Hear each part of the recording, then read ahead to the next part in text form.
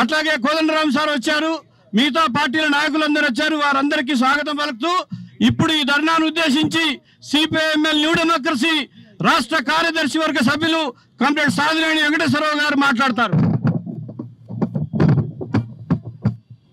ఆపాలి ఆపాలి కగారును ఆపాలి. మిత్రులారా, కగారు పేరుతోటి ఆదివాసీల మీద హత్యలు చేస్తున్నారు. కగారు మొదలేసిన రోజే 6 నెలల పసిపాపను చంపారనే విషయం ఎంతమందికి తెలుసో ఆలోచించండి. 6 నెలల పసిపాప నక్సలైటా? ఎందుకు చంపారో చెప్పమని సమాధానం చెప్పమని అడుగుతా ఉన్నా నేను. మోడీ రోజు ఒక ప్రకటన ఇస్తా ఉన్నాడు, కానీ ఆయన నక్సలిజం లేకుండా చేస్తానంటుండు. ఓకే, చేద్దాం, లేకుండా చేయి, అది చేయాల్సిన పని. ఆకలి ఉన్నంతసేపు కేకలుంటాయి, వర్గ సమాజం ఉన్నంతసేపు వర్గ ఉద్యమాలు ఉంటాయి. నువ్వు చేసే సేవ సామ్రాజ్యవాదులకి, బహుళజాతి కంపెనీలకి, అదానీలకి, అంబేనలకి వాళ్ళ బూట్లు నాకుతూ చేస్తున్నావు తప్ప మరొకట.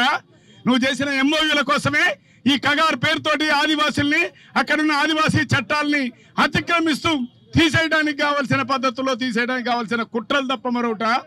ఆదివాసుల్ని కాకపోతే ఎవరిని చంపినావు? 800 మందిని చంపావు. ఎవరు వాళ్ళు? దాదాపు 800 మంది చచ్చిపోయారు. వాళ్ళందరూ ఎందుకు చచ్చిపోయారు? ఎందుకు ఆదివాసీ గ్రామాలన్నీ ఖాళీ చేస్తున్నావు?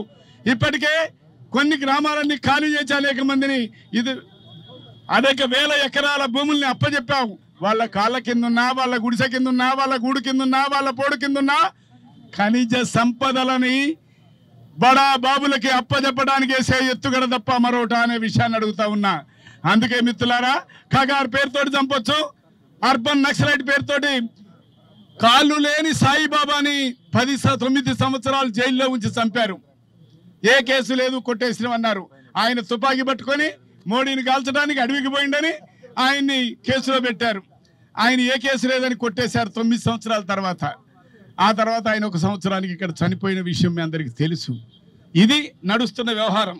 అందుకే మిత్రులారా, ఇట్లాంటి వాటన్నిటికీ వ్యతిరేకంగా జరుగుతున్న ఈ పోరాటంలో వాళ్ళు ఎంతమందిని చంపినా ఆలోచన చంపలేరు. నేను ఇందాకే చెప్పినప్పుడు పసి పాప కూడా వాళ్ళ అమ్మ పేదరికంతో పాలు లేకనో చెంపబీడి కొడితే సింహసిల్లి పడిపోవచ్చు కాక, కానీ లేచిన తర్వాత ఆ పాప ఆకలిని కేకలేస్తుందనే విషయాన్ని యాద్ చేస్తూ ఉన్నా.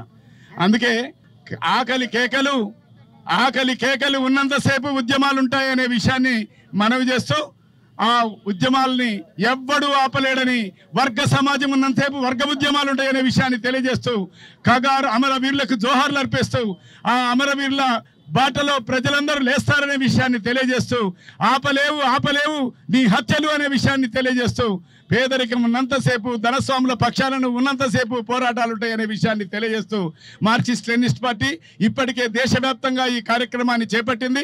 ఇక్కడ కూడా ఈ అన్ని పార్టీలతోటి కలిసి ఈ కార్యక్రమంలో భాగస్వామ్యం అవుతూ ఖండిస్తూ ఉంది.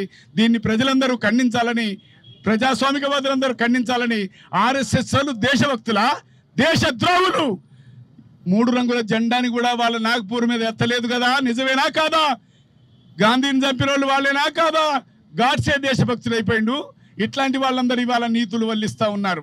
అందుకే ఎవడరా దేశభక్తి? ఎవడిది దేశభక్తి? ప్రాణాలని పణంగా పెట్టి ఆదివాసీల రక్షణ కోసం పోయిన వాళ్ళు దేశభక్తులా?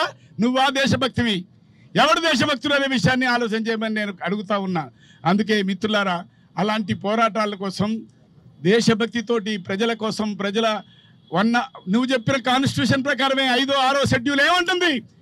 170 చట్టం ఏమంటుంది? పెసా చట్టం ఏమంటుంది? మరి ఈ చట్టాలన్నిటి తుంగలో దొక్కి ఆ ఆదివాసీ గ్రామాలని ఆక్రమించుకుంటున్నా నీ వైఖరిని ఏమందాం? దానికి వ్యతిరేకంగానే మేము పోరాడుతున్నాం తప్ప మరొకటి కాదు అనే విషయాన్ని తెలియజేస్తూ, అలాంటి పోరాడే వాళ్ళందరూ దేశభక్తులు. వాళ్ళందరికీ జోహార్లు అర్పిస్తూ, చనిపోయిన వారందరికీ జోహార్లు అర్పిస్తూ, వాళ్ళందరికీ జేజేలు పలుకుతూ, నువ్వేమీ చేయలేవు అనే విషయాన్ని, కాకపోతే అందరినీ జైల్లో పెడతావు, కొంతమందిని చంపుతావు, కానీ ఆకలి ఉన్నంతసేపు కేకలుంటాయి అనే విషయాన్ని యాద్ చేస్తూ అవకాశం ఇచ్చిన మీ అందరికీ లాల్ సలాం.